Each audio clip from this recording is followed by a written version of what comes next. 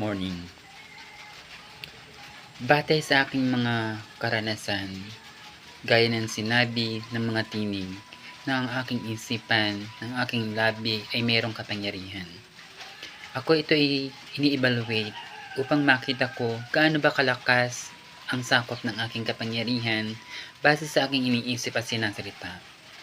Sinubukan ko at inisip na mangyarit maganap na ang sabi ko'y matuyo ang daluyan ng tubig sa irigasyon at sa tubig na sapang gitna sa may Dolores.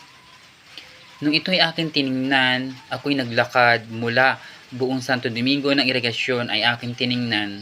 Ito ay natuyo at walang supply.